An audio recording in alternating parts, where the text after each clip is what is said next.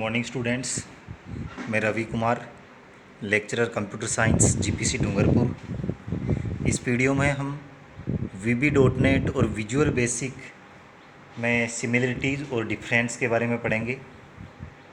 VB.NET में कौन कौन से डेटा टाइप सपोर्ट करते हैं उनके बारे में पढ़ेंगे, और एक्सेस कंट्रोल जिसमें पब्लिक, प्राइवेट, प्रोटेक्टेड फ्रेंड और प्रोटेक्टेड फ्रेंड, इनके बारे में पढ़ेंगे। इससे पहले के जो वीडियोज़ हैं उनमें हम introduction to .NET, comparison between .NET and Java, architecture and advantages of .NET framework, namespace, object oriented features, Visual Studio, elements of ID, ये टॉपिक्स हम कवर कर चुके हैं। तो सिमिलरिटीज़ क्या क्या हैं विजुअल बेसिक और VB.NET में। देखिए, पहली जो सिमिलरिटी है वो है बोथ आर केस सेंसिटिव। दोनों केस सेंसिटिव है। केस सेंसिटिव का मतलब क्या है? देखिए, यहाँ पर केस का मतलब क्या है, अपन जब लिखते हैं इंग्लिश में तो कैपिटल लेटर और स्मॉल लेटर, जैसे यहाँ पर आप देख सकते हैं बोथ लिखा हुआ तो B कैपिटल है, बाकी स्मॉल है। ऊपर लिखा हुआ है similarities between visual basic and VB.NET, ये पूरा कैपिटल में है। ठीक है, तो केस का मतलब जो कैपिटल लेटर है उसको हम अपर केस बोलेंगे, स्मॉल लेटर को लोअर केस बोलेंगे। अब केस सेंसिटिव में क्या होता है, जैसे C++, जावा, वो भी केस सेंसिटिव है और VB.NET भी केस सेंसिटिव है। मतलब सीधा सा है कि सिमिलरिटीज़, जैसे ये वर्ड लिखा हुआ है सिमिलरिटीज़, ठीक है, ऐसा कोई मान लीजिए कीवर्ड है इस लैंग्वेज के अंदर, तो वो कीवर्ड है वो कैपिटल लेटर में अपर केस के अंदर लिखा हुआ है, अपनी जो प्रोग्रामिंग बनाई है जिसमें कंपाइलर है, और जब हम उसको यूज़ कर रहे हैं अगर गलती से हमने उसको स्मॉल लेटर में या लोअर केस में लिख दिया तो हमारे प्रोग्राम में एरर आ जाएगी। कंपाइलर है वो कंपाइल टाइम पर एरर दे देगा, क्योंकि वो सिर्फ कैपिटल लेटर में ही समझता है। ठीक है, तो केस सेंसिटिव का मतलब ये होता है कि अगर अपर केस में लिखा हुआ तो अपर केस में लिखो, लोअर केस में लिखा है तो लोअर केस में। अगर आपने चेंज कर दिया तो एरर आ जाएगी। ये होता है केस सेंसिटिव। केस इनसेंसिटिव का मतलब ये होता है, जैसे लिखा हुआ है विजुअल, VISUAL, तो यहाँ कैपिटल में लिखा हुआ है और आपने मान लीजिए स्मॉल लेटर में लिख दिया VISUAL। ठीक है, सिर्फ small to capital, capital to small change किया है। स्पेलिंग सेम होनी चाहिए, आपकी स्पेलिंग तो एकदम सही होनी चाहिए, नहीं तो एरर आएगी। तो इनसेंसिटिव में क्या होता है, कोई फ़र्क नहीं पड़ेगा, आप चाहे अपर केस में लिखो चाहे लोअर केस में। तो ये होता है केस सेंसिटिव और इनसेंसिटिव। तो यहाँ पर है विजुअल बेसिक और VB.NEट। यहाँ VB का मतलब भी विजुअल बेसिक ही है। तो दोनों ही केस सेंसिटिव लैंग्वेजेज हैं। Both supports Windows and web based applications. दोनों में ही हम विंडोज़ एप्लीकेशन भी बना सकते हैं और वेब एप्लीकेशंस, वेबसाइट्स भी बना सकते हैं। Both are provided with the intelligence feature.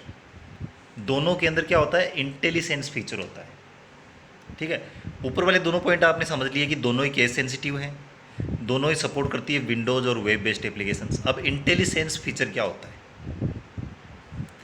Intelligence provides the help for the programmer. ठीक है, तो इंटेलिजेंस किसको हेल्प करता है? प्रोग्रामर को, जो प्रोग्राम बना रहा है, जो इंसान है। ठीक है, तो इंटेलिजेंस जो फीचर है वो कंप्यूटर के काम का नहीं है, वो इंसानों के काम का है। इंसानों की हेल्प करेगा, वो प्रोग्रामर की हेल्प करेगा। It provides details about the properties, methods and details about the argument. ठीक है, तो ये क्या डिटेल्स प्रोवाइड करता है? जो आर्ग्यूमेंट है हमारा, उसकी प्रॉपर्टीज़, मेथड्स और डिटेल्स है, उनकी डिटेल प्रोवाइड करता है प्रोग्रामर को। It also completes your typing. ये जो हमारी टाइपिंग है उसको भी कंप्लीट करता है। इसको बोलते हैं इंटेलिजेंस।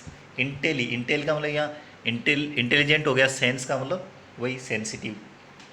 तो एक तरह से ये प्रोग्रामर की हेल्प करेगा। जैसे आप MS वर्ड के अंदर कुछ टाइप करते हो और आपने स्पेलिंग मिस्टेक कर दी, तो उसमें नीचे एक लाइन आ जाती है उसके अंदर, ठीक है, उससे हमें पता चलता है कि हमारी स्पेलिंग है वो गलत है। तो वैसे ही इसमें फीचर होता है। ये फीचर है बाकी लैंग्वेजेस में हमने नहीं देखा है। अगर हम जैसे जावा में भी नोटपैड वगैरह में करेंगे तो नहीं है। अगर हम स्पेशल एडिटर यूज़ कर रहे हैं तब तो उसमें जो वर्ड्स हैं, कीवर्ड्स हैं, वो डिक्शनरी में ऐड किए हुए हैं, तो हो सकता है वहाँ पर सपोर्ट मिल जाए।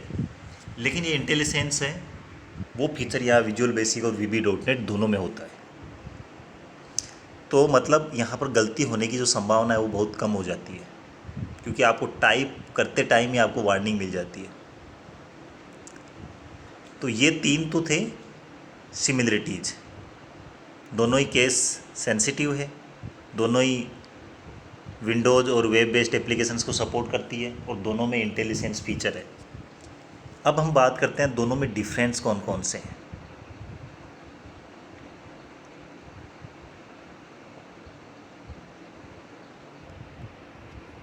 वीबी डॉट नेट और वीबी डॉट नेट ऑब्जेक्ट ओरिएंटेड होती है, जबकि वीबी है वो ऑब्जेक्ट बेस्ड होती है। ठीक है, ये लगभग सेम सही फीचर होता है इनमें।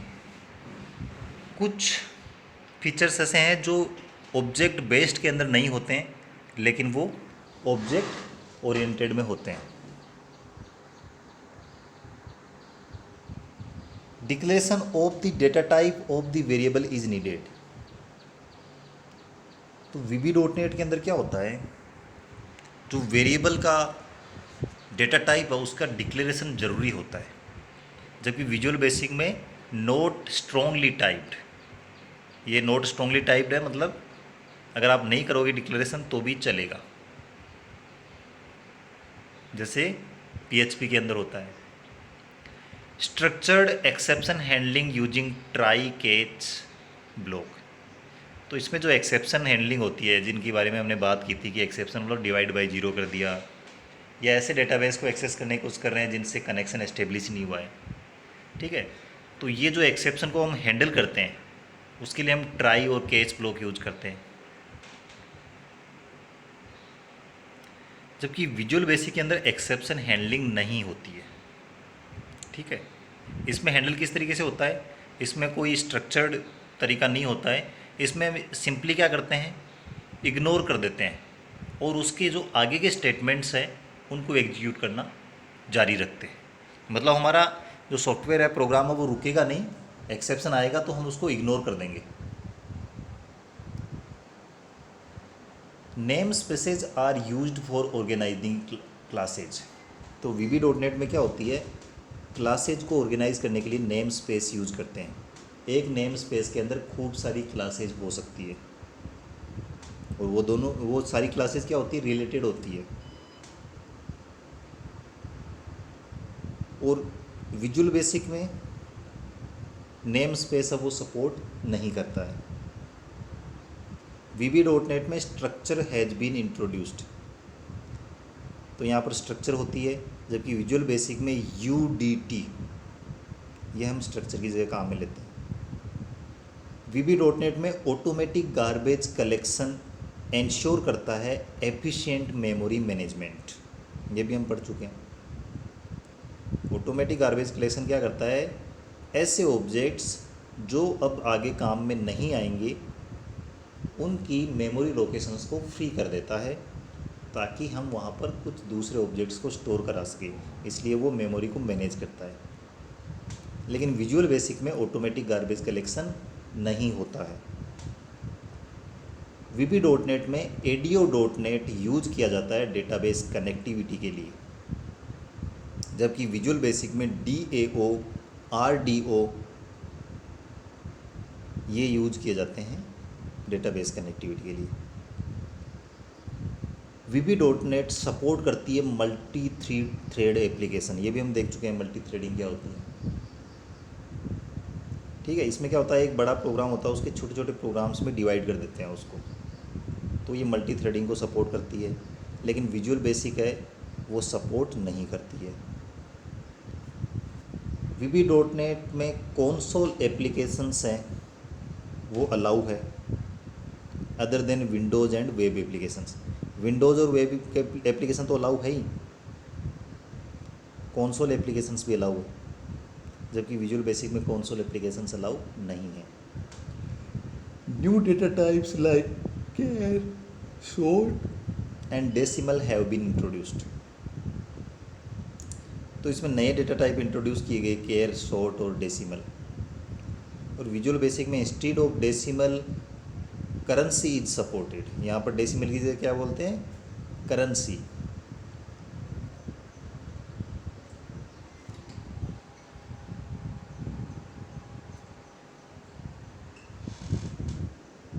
और यहाँ पर केयर और शॉर्ट डेटा टाइप नहीं सपोर्ट करता है, ठीक है। डेसिमल की जगह तो करेंसी होता है, और केयर और शॉर्ट की जगह कुछ होता ही नहीं है, सपोर्ट ही नहीं करता। Variables can be initialised on the same line.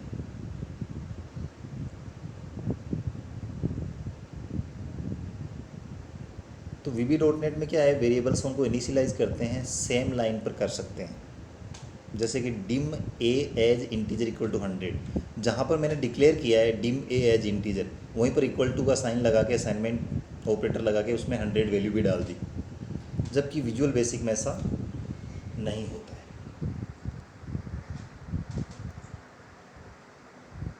VB.NET में ऑब्जेक्ट डेटा टाइप होता है, विजुअल बेसिक में वेरिएंट डेटा टाइप होता है।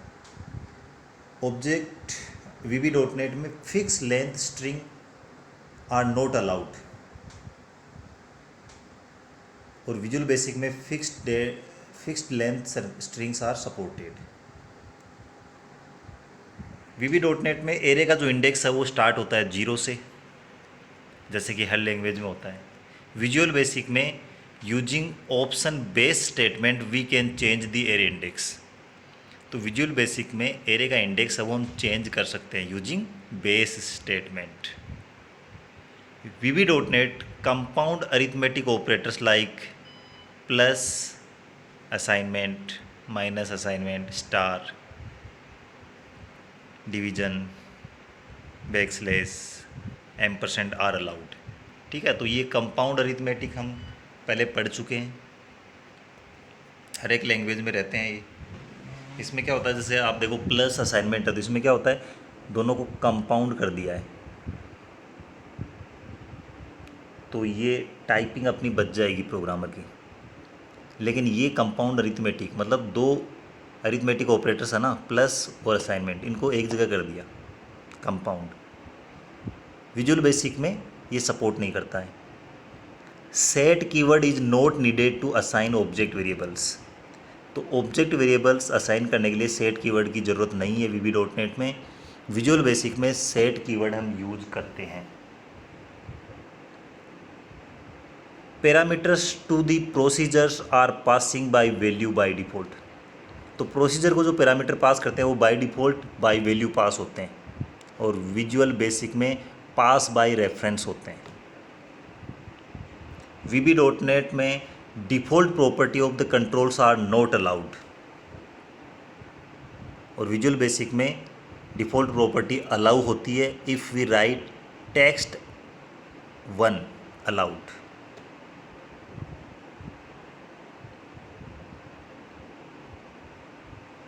Text L allowed. VB.NET में let and set procedures are encapsulated in a single block with some changes in the keyword, जबकि Visual basic में both are different procedures. VB.NET में parenthesis are required for calling the procedures and functions whether they accept any parameter और not. Visual basic में parenthesis are required only for the function, ठीक है। तो VB.NET में क्या होता है कि जो प्रोसीजर होता है या फंक्शन होता है, दोनों में ही हमें पेरेंथेसिस जो ब्रैकेट लगाते हैं वो ज़रूरी होता है, चाहे कोई पैरामीटर पास कर रहे हो या नहीं कर रहे हो। लेकिन VB में क्या होता है, पेरेंथेसिस सिर्फ फंक्शन के लिए रिक्वायर्ड होते हैं, प्रोसीजर के लिए नहीं होते। VB.NET में return keyword is also introduced to return the values and function names.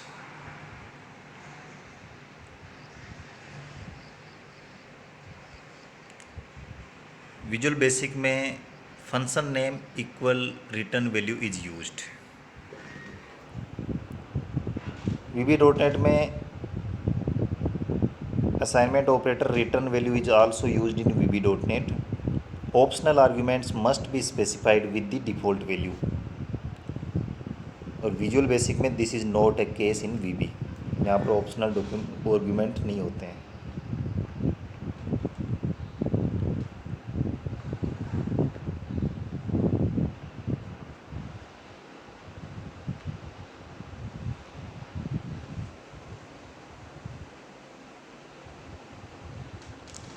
Data type supported in VB dot net. कौन कौन से डेटा टाइप सपोर्ट करते हैं?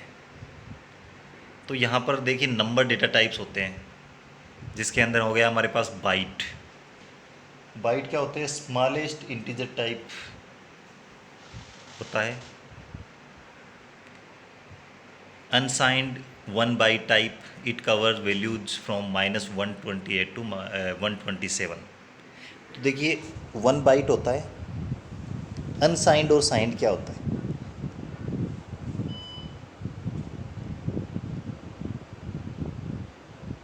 अनसाइंड का मतलब क्या होता है?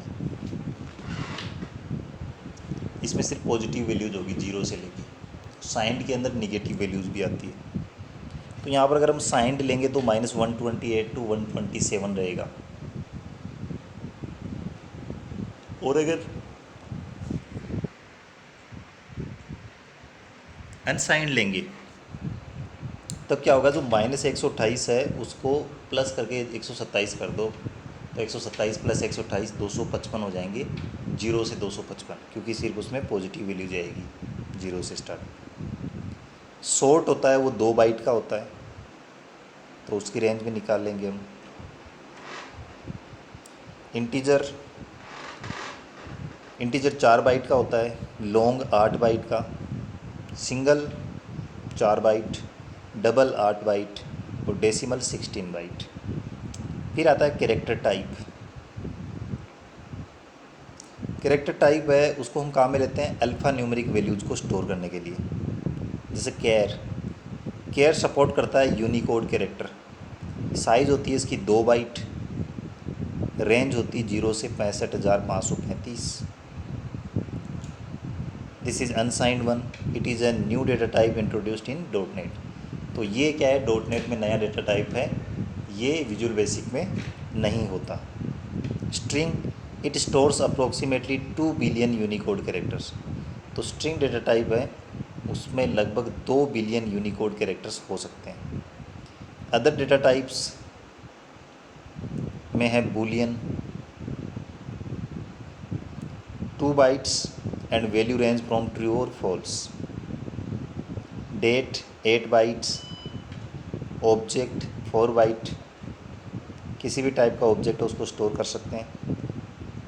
ये बिल्कुल सिमिलर होता है variant data type of visual basic. User defined data type और structure. Size depends upon the size of the data member. तो यूजर डिफाइंड में हमारे पास स्ट्रक्चर होती है और स्ट्रक्चर की साइज़ डिपेंड करती है उसमें कितने डेटा मेंबर्स हैं उस पर।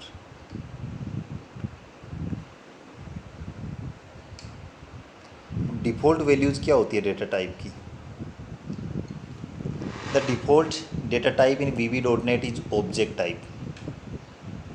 ऑब्जेक्ट टाइप होता है default type. The default value are 0 for all numeric data types, binary 0 for care type, false for Boolean and nothing for all reference type. ठीक है, तो बाय डिफ़ॉल्ट का मतलब अगर हमने कोई वैल्यू असाइन नहीं की है तो किसी वेरिएबल की क्या वैल्यू होगी? हमने वेरिएबल डिक्लेयर किया और उसमें कोई भी वैल्यू असाइन नहीं की, अब उसका हमने उसकी वैल्यू प्रिंट कराई तो क्या टाइप करेगा? तो इस केस में क्या होता है, जितने भी न्यूमेरिक है हमारे पास जिसमें डेसिमल, इंटीजर, शॉर्ट सारे आगे, उनकी 0 होती है। केयर में बाइनरी 0 हो जाता है, बूलियन में फॉल्स हो जाता है और बाकी जो रेफरेंस उनमें नथिंग हो जाता है। अब देखिए सब में 0 0 क्यों आ रहा है? क्योंकि यहाँ पर क्या है, ऑटोमेटिक गार्बेज कलेक्शन होता है। तो जो भी मेमोरी लोकेशंस जो काम में नहीं आ रही है उनको सबको खाली कर देता है।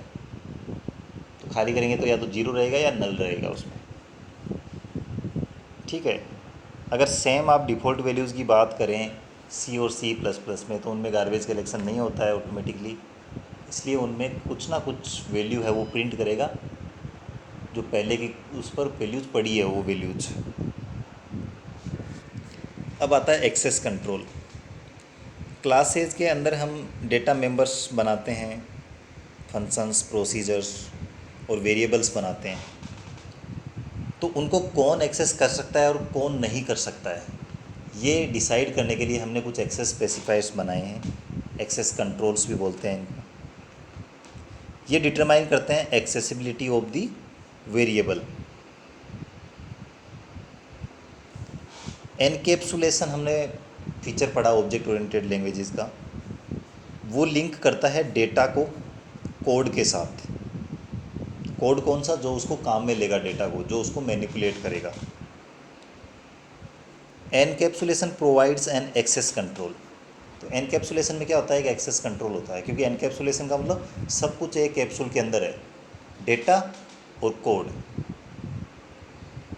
अब कुछ डेटा ऐसे होते हैं कि जिनको हम नहीं चाहते कि उस क्लास के बाहर कोई एक्सेस करे, कुछ चाहते हैं कि उनको सब कोई एक्सेस करे, कुछ वेरिएबल्स को हम चाहते हैं कि सिर्फ उनकी चाइल्ड क्लासेज एक्सेस करें, कुछ को सिर्फ उनके फ्रेंड एक्सेस करें। तो इनके लिए एक्सेस कंट्रोल्स है अलग अलग। By controlling access, allowing access to data only through a well defined method,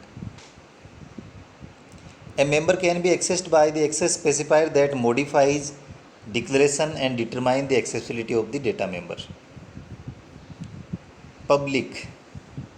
public में there is no restriction on their accessibility. Public के अंदर कोई रेस्ट्रिक्शन नहीं होता है। पब्लिक नॉर्मली, पब्लिक जो वर्ड है उससे हम समझते हैं पब्लिक के लिए अवेलेबल है। ठीक है, जैसे मैं बात करता हूँ पब्लिक के लिए क्या अवेलेबल है, तो हम नाम बोलते हैं पब्लिक ट्रांसपोर्ट।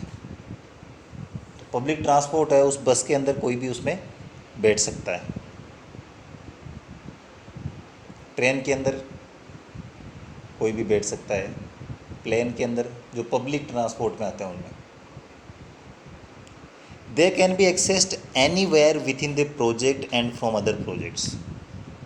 तो जब प्रोग्रामिंग में बात करें तो इसका मतलब एक प्रोजेक्ट के अंदर हमने किसी वेरिएबल को या प्रोसीजर को, फंक्शन को पब्लिक बना दिया, तो उस प्रोजेक्ट के अंदर कहीं भी उसको एक्सेस कर सकते हैं, और उस प्रोजेक्ट के बाहर दूसरे प्रोजेक्ट भी उसको एक्सेस कर सकते हैं। This can be used only at module level और name space level but not in the procedure. तो ये यूज किया जा सकता है मॉड्यूल लेवल पर और नेम स्पेस लेवल पर, ठीक है, but not in the procedure. Private, it provides higher order of protection. इसमें हायर ऑर्डर प्रोटेक्शन होती है। They can be accessed only with module level और नेम स्पेस लेवल। तो ये एक्सेस किया जा सकते हैं मॉड्यूल लेवल पर और नेम स्पेस लेवल पर। They can be accessed only with their declaration content with only module level और name space level. This is not supported within the procedure. तो प्राइवेट के अंदर क्या होता है कि जैसे पब्लिक ट्रांसपोर्ट है, उसमें बस में आप बैठ गए, लेकिन किसी की पर्सनल कार है तो उस पर्सनल कार में आप नहीं बैठ सकते किसी में। ठीक है, वैसे ही दूसरी पर्सनल जो चीज़ें होती है, प्राइवेट चीज़ें होती है, उनको हर कोई एक्सेस नहीं कर सकता।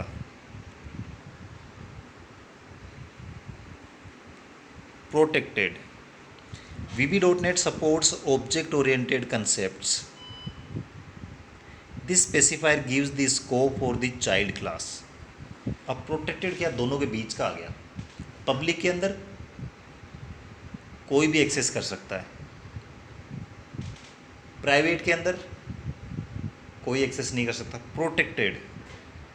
प्रोटेक्टेड में क्या होगा, जो चाइल्ड क्लासेज है वो एक्सेस कर सकती है। Members can be accessed by their own class और derived class from that class. This can be allowed only at class level. ये सिर्फ क्लास लेवल पर होता है, और डिराइव्ड क्लास है वो एक्सेस कर सकती है। तो पब्लिक और प्राइवेट के बीच में ये लेवल आ गया। ठीक है, किसी की पर्सनल कार है तो वो अपनी कार में अपने बच्चों को तो बैठाएगा ना। Friend, this friend access means that they are accessible within the same project but not outside the project. Friend में क्या होता है, सेम जो प्रोजेक्ट है उसके अंदर तो हम एक्सेस कर सकते हैं, लेकिन उस प्रोजेक्ट के बाहर एक्सेस नहीं कर सकते। This is also use in the module class level but not in the procedure.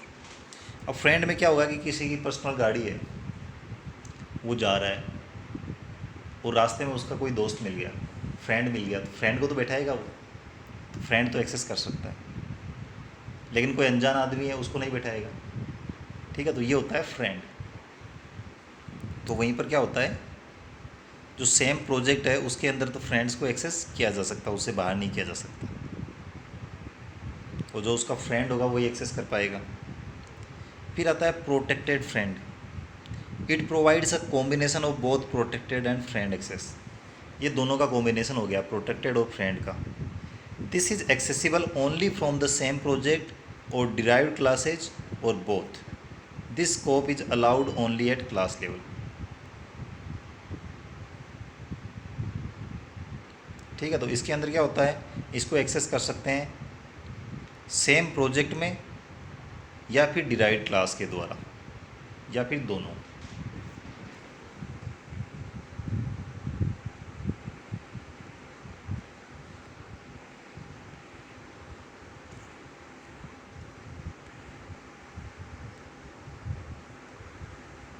तो आज के इस वीडियो लेक्चर में बस इतना ही।